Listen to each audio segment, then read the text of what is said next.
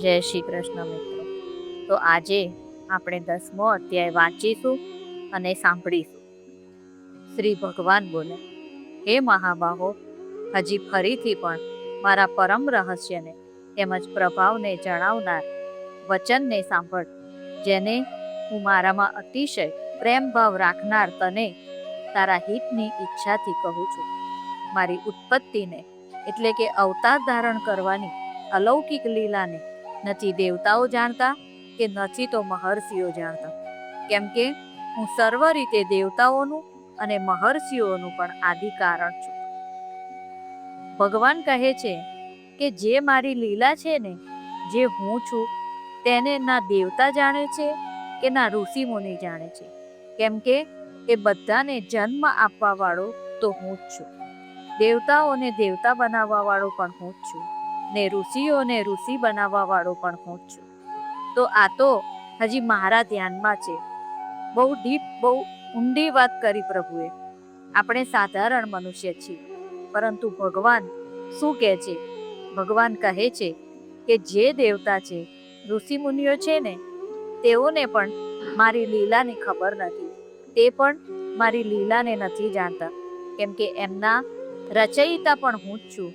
અને આપણે તો ભાગ્યશાળી લોકો છીએ કે આપણને ભગવાને વિશેષ બનાવ્યા છે, સાધારણથી વિશેષ બનાવ્યા છે.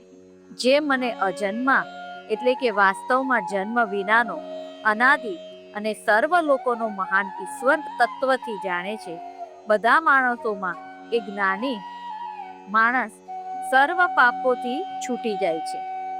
ભગવાન કહે છે કે જે લોકો એ વાતને જાણે છે કે હું અજન્મો છું, અનંત કાળથી છું, જે મને તત્વથી જાણે છે કે પૂરી સૃષ્ટિનો રચયિતા, રચવા વાળો હું છું. બધી વસ્તુઓનું નિર્માણ મેં કર્યું છે.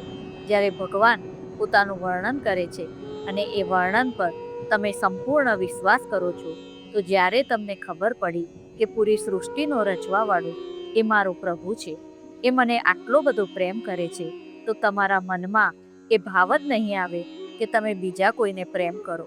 તમે એમના જ પ્રેમમાં ડૂબી જશો. તમે તો ઠાકોરજીને પ્રેમ કરશો, અને જ્યારે ઠાકોરજીને પ્રેમ કરશો તો બધા પાપોથી મુક્ત થઈ જશો.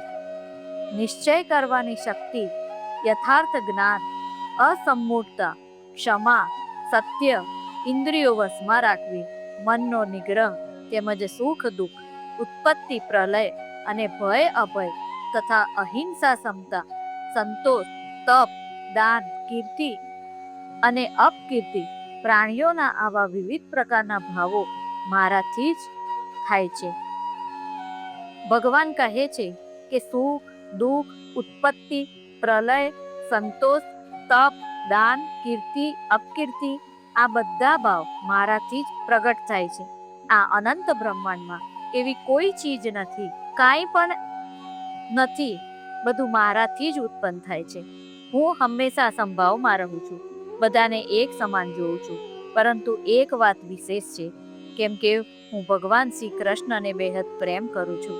જ્યારે આપણે બીજા ધર્મમાં યા બીજા દેવી દેવતાઓ વિશે જાણીએ છીએ, તેમના વિશે વાંચીએ છીએ, યા તેમના વિશે જાણવા ઈચ્છીએ છીએ, ક્યારેક પણ તો તેમની વિશેષતાઓ જ બતાવવામાં આવી છે તેમના ગ્રંથોમાં, તેમના પાઠમાં.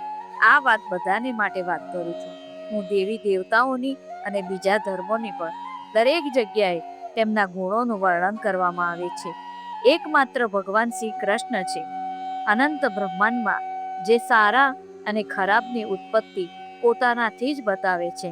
એમણે એવું નથી કીધું કે હું સારો જ છું. જ્યારે હું વિકરાળ છું, તો મારા જેવો વિકરાળ કોઈ નથી આ અનંત બ્રહ્માંડમાં. ભગવાન કહે છે કે જ્યારે હું કૂટનીતિ પર આવું છું, તો મારા જેવો કૂટનીતિજ્ઞ અનંત બ્રહ્માંડમાં કોઈ નથી. યદિ તમે મારો પ્રેમ જુઓ છો, મારા ક્રોધને પણ જુઓ, મારા જેવો ક્રોધી પણ કોઈ નથી. ભગવાને ખાલી સારી સારી જ વાત નથી કરી. ભગવાન કહે છે કે હર ચીજ મારાથી જન્મ લે છે, બધું જ મારાથી નીકળે છે, કેમ કે બધું જ પ્રારબ્ધથી બંધાયેલું છે. 7 મહર્ષિ જનો, 4 એમની પણ પૂર્વે થયેલા સનક આદિ તથા સ્વયંભૂ આદિ 14 મુનિઓ મારામાં ભાવ રાખનારા આ બધાએ મારા સંકલ્પથી જન્મેલા છે, જેમની સંસારમાં આ સઘળી પ્રજા છે. ભગવાન કહે છે કે 7 મહર્ષિ, સનકાદિક તથા 14 મનુઓ આ બધા છે ને જેમણે સંસારની રચના કરી છે, જેને આપણે કહીએ છીએ કે તેઓ અમારા પ્રથમ પિતા છે. સૃષ્ટિ તેમનાથી શરૂ થઈ, વેદ તેમણે લખ્યા, પુરાણ તેમણે લખ્યા. આ વેદ પુરાણોનું જે જ્ઞાન આપ્યું છે ને તે બધું ભગવાન કહે છે કે તે મારા ભાવથી પ્રગટ થયું છે. આ સપ્ત ઋષિઓને પણ મેં જ પ્રગટ કર્યા છે. જે માણસ મારી આ પરમ ઐશ્વર્ય રૂપ વિભૂતિને અને યોગ શક્તિને તત્વથી જાણે છે એ નિશ્ચળ ભક્તિ યોગથી યુક્ત થઈ જાય છે. એમાં લેશ માત્ર પણ સંશય નથી. હું વાસુદેવ જ આ જગતની ઉત્પત્તિનું કારણ છું અને મારાથી જ સમગ્ર જગત ચેષ્ટા કરે છે. આ પ્રમાણે સમજીને શ્રદ્ધા અને ભક્તિ રાખનારા બુદ્ધિમાન ભક્તો મુજ પરમેશ્વરને જ નિરંતર ભજે છે. નિરંતર મારામાં મન પરોવી રાખનારા અને મારામાં જ પ્રાણોને અર્પણ કરી રાખનારા ભક્તજનો મારી ભક્તિની ચર્ચા દ્વારા પરસ્પર મારા પ્રભાવને ઓળખાવતા તથા ગુણ અને પ્રભાવ સહિત મારું કથન કરતા જ નિત્ય નિરંતર સંતોષી રહે છે અને મુજ વાસુદેવમાં જ નિરંતર રમ્યા કરે છે. નિરંતર મારા ધ્યાન વગેરેમાં પરોવાયેલા અને પ્રેમથી ભજનારા એ ભક્તોને હું એવો તત્વજ્ઞાન રૂપી યોગ આપું છું જેનાથી એ ભક્તો મને જ પામે છે. હે અર્જુન, એમના ઉપર અનુગ્રહ કરવા માટે એમના અંતઃકરણમાં રહેલો હું પોતે જ એમના અજ્ઞાનજનિત અંધકારને જળહળતા તત્વજ્ઞાન રૂપી દીપક દ્વારા નષ્ટ કરી દઉં છું. જે મારા પ્રેમમાં આવી જાય છે ને પછી બધું જ જ્ઞાન તેમનું નષ્ટ થઈ જાય છે. જે મારી ભક્તિમાં લીન થઈ જાય છે, મારા સાનિધ્યમાં આવે છે, પછી તેનું બધું જ જ્ઞાન નષ્ટ થઈ જાય છે. કેમ કે પછી તેમની જિમ્મેદારી હું લઉં છું. પછી તેમનું બધું મારું જ છે, બધા કર્મો મારા છે. પછી તે ફક્ત નિમિત્ત માત્ર છે. અર્જુન બોલ્યા, આપ પરમ બ્રહ્મ, પરમ ધામ અને પરમ પવિત્ર છો. કેમ કે આપને સમસ્ત ઋષિજનો સનાતન દિવ્ય પુરુષ, દેવોના પણ આદિદેવ, અજન્મા અને સર્વવ્યાપી કહે છે. જે એવું જ દેવર્ષિ નારદ, અસિત અને દેવલ ઋષિ તથા મહર્ષિ વ્યાસ પણ કહે છે. અને વળી આપ પોતે પણ મને એમ જ કહો છો. હે કેશવ, જે કંઈ પણ મને આપ કહી રહ્યા છો એ સગળું હું સત્ય માનું છું. હે ભગવાન, આપના લીલામય સ્વરૂપને નથી તો દાનવો જાણતા કે નથી દેવતા પણ જાણતા. હે સગળા ભૂતોના સર્જનહાર, હે સગળા ભૂતોના ઈશ્વર, હે દેવોના દેવ, હે જગતના સ્વામી, હે પુરુષોત્તમ, આપ પોતે જ પોતાના વડે પોતાને જાણો છો. માટે આપ જ પોતાની એ દિવ્ય વિભૂતિઓને સંપૂર્ણપણે કહેવા સમર્થ છો, જે વિભૂતિઓ દ્વારા આપ આ સકળ લોકોને વ્યાપીને રહેલા છો. અર્જુન કહે છે કે પ્રભુ, અત્યાર સુધી આપે જે પણ વાત કહી છે તેના પર હું વિશ્વાસ કરું છું. ફક્ત હું જ વિશ્વાસ કરું છું એવું નથી. બધા ઋષિઓ, બધા દેવતાઓ આ વાતને માને છે. નારદ મુનિ આ વાતને માને છે. વ્યાસ આ વાતને માને છે. બધા ભૂતોને ઉત્પન્ન કરવા વાળા, બધા ભૂત ભવિષ્ય વર્તમાન બનાવવા વાળા આપ જ છો પ્રભુ. અને આપને આજ સુધી ના દેવતાઓ ઓળખી શક્યા, ના ઋષિ મુનિ ઓળખી શક્યા, ના યોગીજનો ઓળખી શક્યા, ના સંત મહાત્મા ઓળખી શક્યા. અર્જુન કહે છે પ્રભુ, આપના સિવાય આપને બીજું કોઈ નથી જાણતું. હે યોગેશ્વર, હું કયા પ્રકારે નિરંતર ચિંતન કરતો આપને જાણી શકું? અને હે ભગવાન, આપ કયા કયા ભાવોમાં મારા વડે ચિંતન કરવા યોગ્ય છો? હે જનાર્દન, પોતાની યોગ શક્તિને અને વિભૂતિને હજી પણ વિસ્તારથી કહો. કેમ કે આપના અમૃત જેવા વચનોને સાંભળતા મને તૃપ્તિ થતી નથી. મારી સાંભળવાની ઉત્કંઠા હજી એ વધતી જાય છે. અર્જુન કહે છે કે આપને કેવી રીતે જાણું, કેવી રીતે આપની પ્રાર્થના કરું, કયા ભાવથી પ્રાર્થના કરું કે હું આપને જાણી શકું? અર્જુન પૂછે છે. હવે અર્જુનનો પ્રેમ અગાઢ જાગૃત થયો છે. ભગવાનની આટલી મહિમા તેણે ક્યારેય નહોતી જાણી. નાનપણથી સાથે રમતા, સાથે જમતા આવ્યા હતા. સાથે ફરતા વાતો કરતા હતા, પણ ક્યારેય નહોતી ખબર કે જે કૃષ્ણ નાનપણથી મારી સાથે રહે છે તે આ છે. તે તો દેવી દેવતા ઋષિ મુનિ જ્ઞાનથી હરેક વસ્તુથી પરે છે. જ્યારે અર્જુનને ખબર પડી તો અર્જુન પ્રભુથી મોહિત થઈ ગયો. અર્જુન કહે છે કે પ્રભુ, આ તો મારું સૌભાગ્ય છે કે આપ મારી સામે આ વ્યાખ્યાન કરી રહ્યા છો. જે મને ખબર પડી છે તે આજ સુધી કોઈને ખબર નથી. પ્રભુ, મને બહુ જ આનંદ આવે છે કે જ્યારે આપ આપના વિશે આ બધું બતાવો છો. હું હજુ વધારે જાણવા માંગુ છું પ્રભુ આપના વિશે.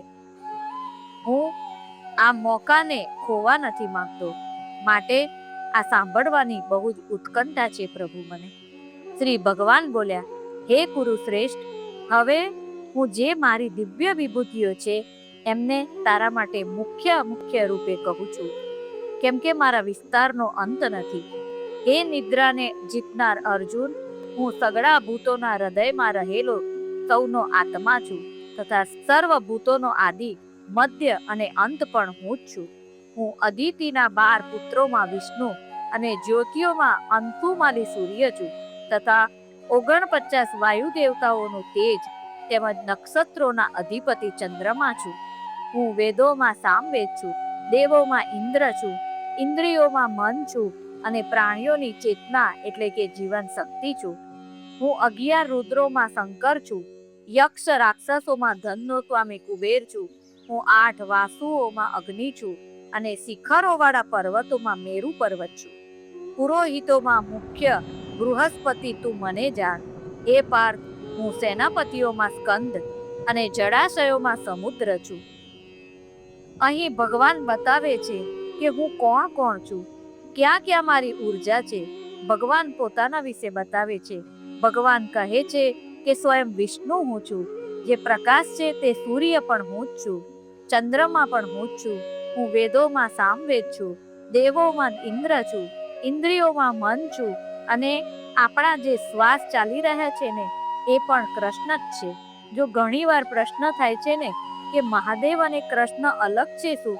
ઘણીવાર આપણને થાય છે ને કે હું મહાદેવની પૂજા કરતી હતી પણ આજે કૃષ્ણની પાસે આવી ગઈ. મનમાં ઘણીવાર પ્રશ્ન થાય છે ને કે હું મહાદેવની પૂજા કરું છું તો કૃષ્ણ તો નારાજ નહીં થાય ને, અને હું કૃષ્ણની પૂજા કરું છું તો મહાદેવ તો નારાજ નહીં થઈ જાય ને. તો એ પ્રશ્નનો ઉત્તર છે આ કે રુદ્રોમાં હું શંકર છું. ભગવાન કહે છે કે હું જ મહાદેવ છું.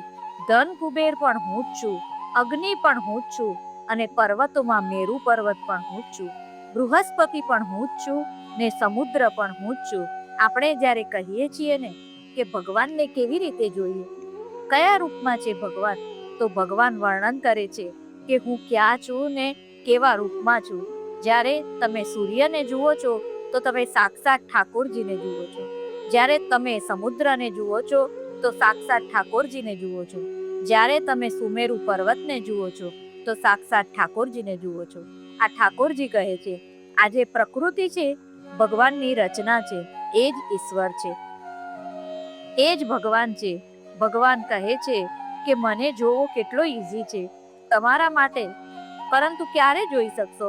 જ્યારે તમારામાં એ ભાવ ઉત્પન્ન થશે કે હું જ તત્વ છું, હું જ સૃષ્ટિનો કર્તા છું.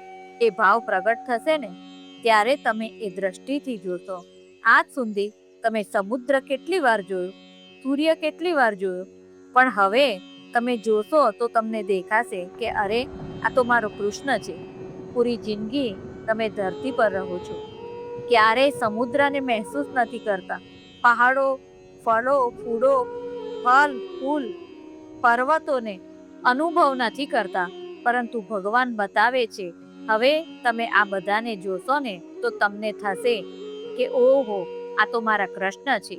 આપણે તો તેમના નાના પાર્ટ સૂર્યને જોઈ શકીએ છીએ, તેમને નરી આંખે નથી જોઈ શકતા, એટલું તેજ છે. તો ભગવાન કેવા હશે વિચારો. સંપૂર્ણ બ્રહ્માંડ ઈશ્વર છે, કૃષ્ણ છે. હું મહર્ષિઓમાં ભૃગુ અને અર્થબોધક શબ્દોમાં એક અક્ષર એટલે કે ઓમકાર છું. સર્વ પ્રકારના યજ્ઞોમાં જપ યજ્ઞ અને સ્થાવરોમાં હિમાલય છું. સગળા વૃક્ષોમાં પીપળાનું વૃક્ષ, દેવર્ષિઓમાં નારદ મુનિ, ગંધર્વોમાં ચિત્રરથ અને સિદ્ધોમાં કપિલ મુનિ છું. ભગવાન કહે છે કે પીપળાનું વૃક્ષ હું જ છું. તો જ્યારે તમને જીવનમાં બહુ નકારાત્મકતા આવે ને, બધી જગ્યાએથી હારી ગયા છીએ, પરેશાન છીએ, દુઃખી છીએ, ગભરાઈ ગયા છો, કોઈ પણ પ્રકારનો સંકટ છે, મન વિચલિત છે, તો એકવાર જઈને કોઈ પણ પીપળાના ઝાડને જોરથી ગળેથી લગાવી લેજો અને તમારા મનની વાત તેમને કહેજો. તો તમે સાક્ષાત વિષ્ણુને ગળે લગાવ્યા છે, સાક્ષાત કૃષ્ણને ગળે લગાવ્યા છે એમ વિચારીને ગળે લગાવજો ઝાડને. તમે જોશો કે તમે જ્યારે પીપળાના ઝાડને ભેટીને ત્યાંથી હટી જશો ને, તો તમારી ઉર્જા બદલાઈ ગઈ હશે. ક્યારેય પણ આ કરીને જોઈ લેજો. કેમ કે સાક્ષાત ભગવાન કૃષ્ણ એ પીપળામાં છે. કેમ કે પીપળો 24 કલાક ઓક્સિજન આપે છે અને 24 કલાક ઓક્સિજન ફક્ત ભગવાન જ આપી શકે, બીજું કોઈ નહીં. અશ્વમાં અમૃતની સાથે ઉદ્ભવેલો ઉચ્ચૈશ્રવા નામનો અશ્વ, ગજેન્દ્રોમાં ઐરાવત નામનો હાથી અને મનુષ્યોમાં રાજા તું મને જાણ. પૂરી સૃષ્ટિમાં, અનંત બ્રહ્માંડમાં જે ઉત્તમમાં ઉત્તમ વસ્તુ છે ને, જે સર્વોત્તમ વસ્તુઓ છે ને, એ સ્વયં ભગવાન છે. નારદ મુનિ, તમે વિચારો, સ્વયં ભગવાનને ભગવાન ભજે છે. નારદ મુનિએ ક્યારેય કોઈ બીજાને નહીં ભજ્યા હોય.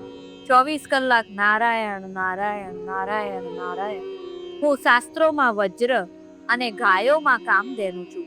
શાસ્ત્રોક્ત પ્રકારે સંતાનની ઉત્પત્તિનો જે હેતુ છે એ કામદેવ છું અને સર્પોમાં સર્પરાજ વાસુકી છું.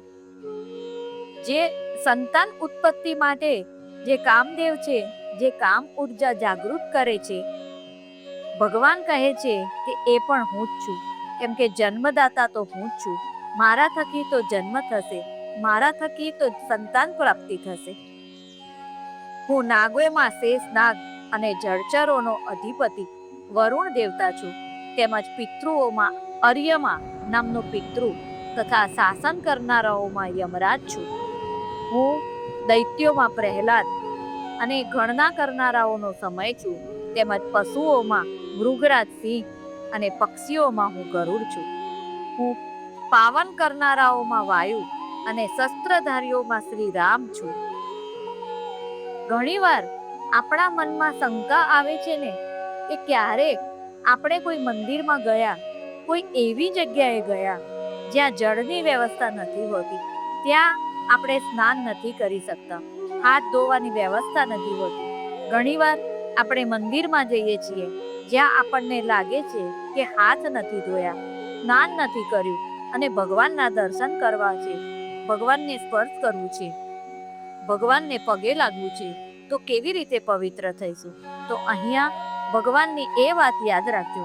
ભગવાન કહે છે કે હું પવિત્ર કરવા વાળામાં વાયુ છું. તો હવામાં હાથ કરી દેજો અને હવામાં પૂરું શરીર રાખીને વિચારજો કે મને સ્વયં ભગવાન શ્રી કૃષ્ણ સ્પર્શ કરે છે. જ્યારે હવા તમને સ્પર્શ કરે તો એવું વિચારજો કે સ્વયં ભગવાન મને સ્પર્શ કરે છે. તો તમે પવિત્ર થઈ જશો. એના પછી શંકા ના રાખતા આરામથી મંદિરમાં જજો. મારું માનવું છે કે જ્યારે ભગવાન કૃષ્ણ શ્વાસ લે છે ને, ત્યારે વાયુ ચાલે છે. કૃષ્ણ હી વાયુ હૈ. ઘણીવાર લોકો કહે છે કે રામની પૂજા કરું કે કૃષ્ણની, તો ભગવાન અહીંયા બતાવે છે કે મહાદેવ પણ હું છું ને શ્રી રામ પણ હું જ છું. જ્યારે ગંગા સ્નાન કરવા જાઓ તો ગંગાની પવિત્રતા તો આપણે જાણીએ જ છીએ કે માતા ગંગા છે, સૌથી પવિત્ર છે. પરંતુ એ વિચારીને સ્નાન કરજો કે ભગવાન શ્રી કૃષ્ણના શરીરની અંદર સ્નાન કરો છો. જ્યારે ગંગામાં ડૂબકી લગાવો છો તો ચારે તરફથી ભગવાન તમને એમની બાહોમાં લીધા છે. તો તમને જે સકારાત્મક ઉર્જાનો પ્રભાવ થશે તે એકદમ અલૌકિક હશે. શસ્ત્રધારીઓમાં શ્રી રામ છું તથા માછલીઓમાં મગર છું અને નદીઓમાં શ્રી ભાગીરથી ગંગા છું. હે અર્જુન, સૃષ્ટિઓનો આદિ અંત તથા મધ્ય પણ હું જ છું. હું વિદ્યાઓમાં અધ્યાત્મ વિદ્યા એટલે કે બ્રહ્મ વિદ્યા અને પરસ્પર વાત કરનારાઓનો તત્વ નિર્ણયને માટે કરવામાં આવતો વાત છું. હું અક્ષરોમાં આકાર છું અને સમાસોમાં દ્વંદ્વ નામનો સમાસ છું. અક્ષય કાળ એટલે કે કાળનો એ મહાકાળ તથા સર્વ તરફ મુખ ધરાવનાર વિરાટ સ્વરૂપે ધાતા અર્થાત સૌનું ધારણ પોષણ કરનાર પણ હું જ છું. બધાને જન્મ આપવા વાળો, બધાને મૃત્યુ આપવા વાળો, નિર્માણ કરવા વાળો કે પ્રલય કરવા વાળો બધું હું જ કરું છું. હું સૌનો સંહાર કરનાર, મૃત્યુ અને ઉત્પન્ન થનારાઓની ઉત્પત્તિનો હેતુ છું તથા સ્ત્રીઓમાં કીર્તિ, શ્રીવાક, સ્મૃતિ, મેધા, ધૃતિ અને ક્ષમા છું.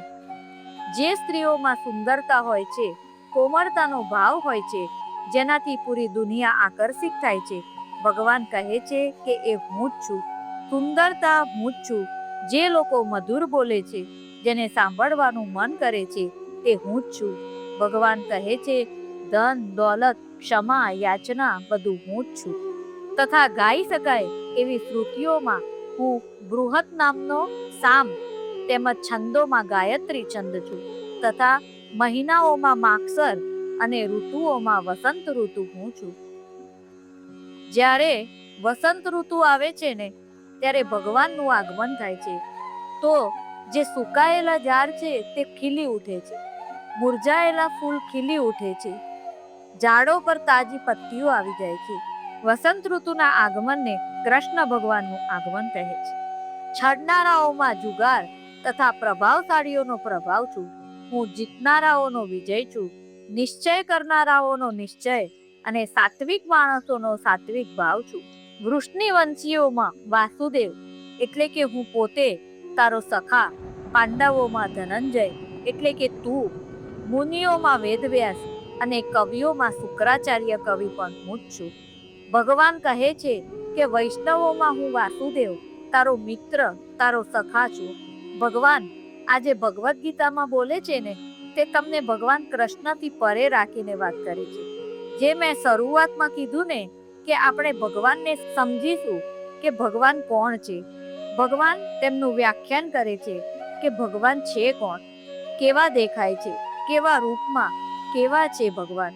તો અહીં ભગવાન એકદમ અલગ છે. ભગવાન તેમના બધા રૂપોને, બધા અવતારોને એક તરફ કરીને પોતાના વિશે બતાવે છે. કેમ કે અર્જુનનો એ પ્રશ્ન છે કે ભગવાન હું તમારા વિશે જાણવા માંગુ છું.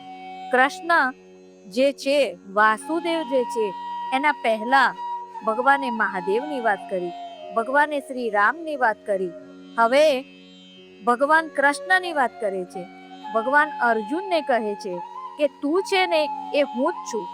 અર્જુન, પાંડવોમાં અર્જુન હું જ છું. જે તારા સખા છે કૃષ્ણ એ તું જ છે. તું બીજા કોઈને નથી જોતો, સામે તું તને જુએ છે. હું કારણ બન્યો છું આ ધર્મને હરાવવા માટે, ધર્મની સ્થાપના કરવા માટે મેં રૂપ પ્રગટ કર્યું છે અર્જુનનું. કેમ કે ધર્મની સ્થાપના કરી શકીએ, આ બધાનો વધ કરી શકીએ. લોકો કહે છે ને કે મહાભારત તો વ્યાસજીએ લખ્યું, વ્યાસજીએ આમ કર્યું, વ્યાસજીએ તેમ લખ્યું.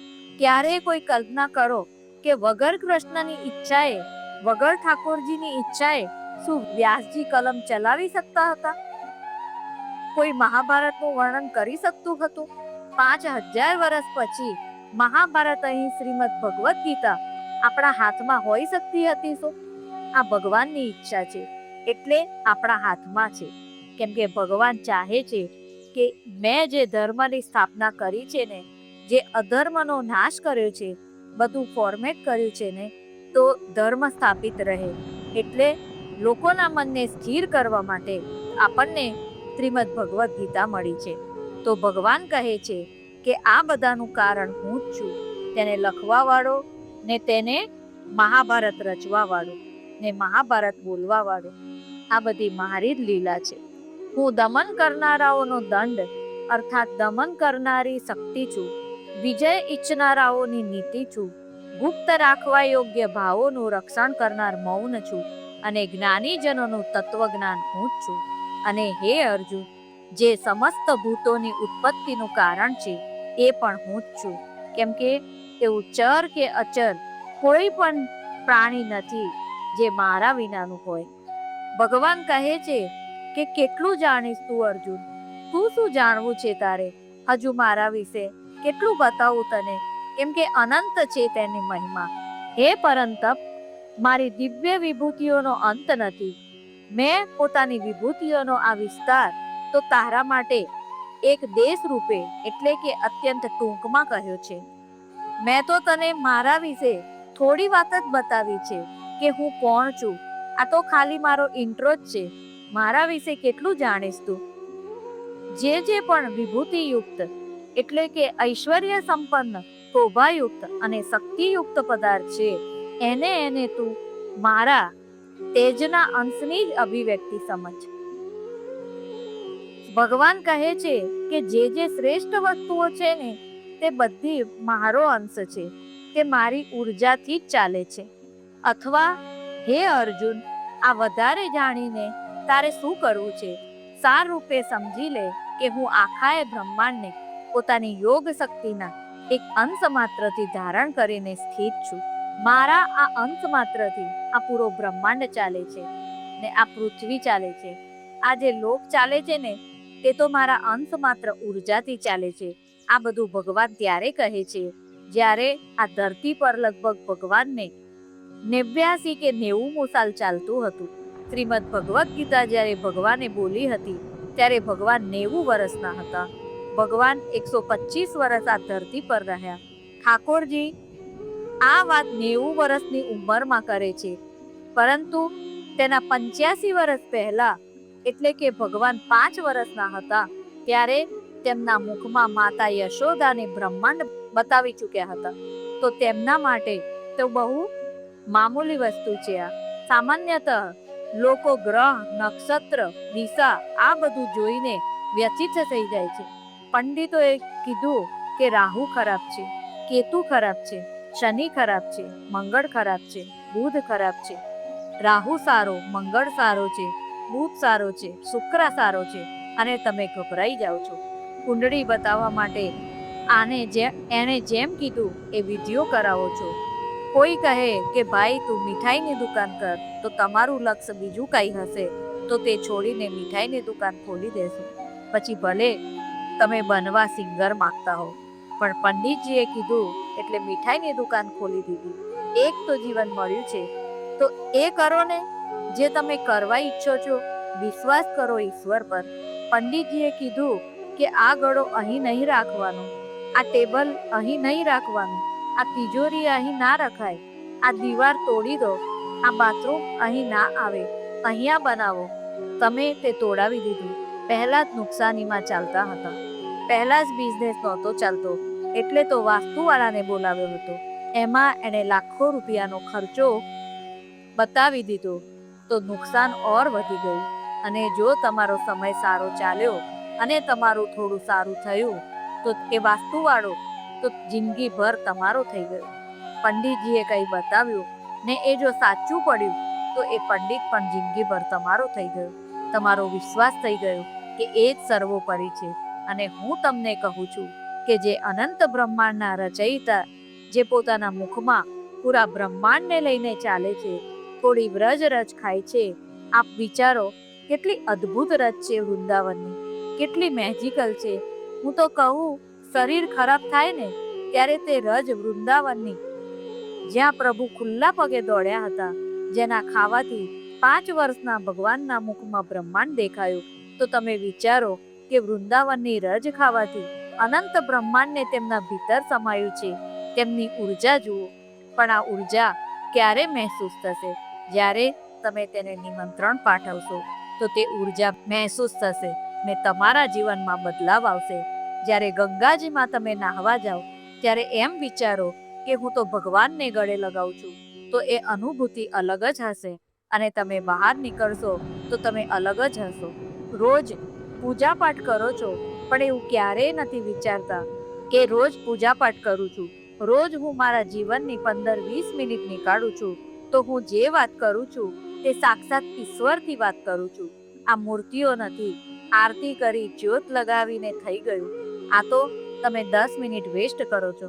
પરંતુ જે દિવસે તમે એમ વિચારીને બેસશો કે આ મારા જીવનની 10 મિનિટ હું ભગવાનથી વાત કરું છું, હું જે ભગવાનને કહું છું કે મારા અંદર જે ભાવ ચાલે છે તે ભગવાન સાંભળે છે, જુએ છે. હું કહું છું કે તમે ફક્ત 21 દિવસ આ કરીને જુઓ, તમારા જીવનમાં બદલાવ આવી જશે, જીવન પલટી જશે. તમારું તમે જે પણ કાર્ય કરો ને, પહેલા તેનો અનુભવ કરો, ભગવાનને નિમંત્રિત કરો, ભગવાન પર વિશ્વાસ કરો કે ભગવાન અહીંયા છે. ત્યારે તમને તે અનુભૂતિ થશે, અહેસાસ થશે અને તમારામાં બદલાવ આવશે. પછી તમે નહીં ભાગો ક્યાંય કુંડળી લઈને, પછી કોઈ રત્નવાળી વીંટીઓ પહેરવાની જરૂરત નહીં પડે. પછી તમે સુંદરતા માટે ભલે પહેરો કે હીરો પસંદ આવ્યો અને વીંટીમાં મટાવ્યો ને પહેર્યો, પરંતુ એવું નહીં વિચારો કે હીરો મારું જીવન બદલી દેશે. જીવન તો તમારું ઠાકોરજી જ બદલશે, જીવન તો કૃષ્ણ જ બદલશે. તેના માટે સંભાવ આવવો જરૂરી છે. તો અહીંયા આપણો 10મો અધ્યાય પૂર્ણ થાય છે. હરે કૃષ્ણ.